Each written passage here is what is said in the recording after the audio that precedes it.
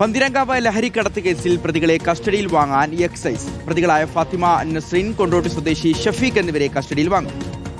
രാജസ്ഥാനിൽ നിന്ന് ലഹരി എത്തിക്കാൻ പ്രതികൾക്ക് മറ്റാരുടെയെങ്കിലും സഹായം ലഭിച്ചുവെന്നാണ് എക്സൈസ് പരിശോധിക്കുന്നത്. ശരത് എസ് നൽകും വിശദാംശങ്ങൾ. ശരത്, അന്വേഷണം ഏത് രീതിയിലാണ് മുന്നോട്ട് പോകുന്നത്?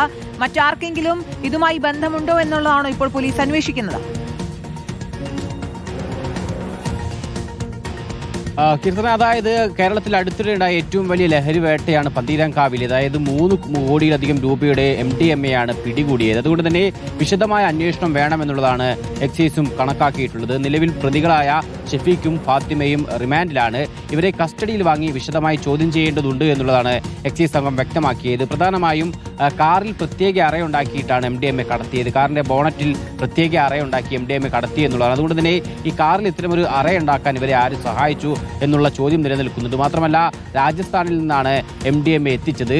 ആ സാഹചര്യത്തിൽ കേരളത്തിൽ കണ്ണൂരും കാസർഗോഡും അടക്കമുള്ള സ്ഥലങ്ങൾ കടന്നിട്ടാണ് കോഴിക്കോടേക്ക് വന്നത്. അതുകൊണ്ട് തന്നെ ഇവിടെ ആർക്കെങ്കിലും MDMA കൈമാറിയിട്ടുണ്ടോ, ആർക്ക് വേണ്ടിയാണ് ഇത്തരം വലിയ അളവിൽ MDMA കേരളത്തിലേക്ക് എത്തിച്ചത് അടക്കമുള്ള ചോദ്യങ്ങൾ നിലനിൽക്കുകയാണ്.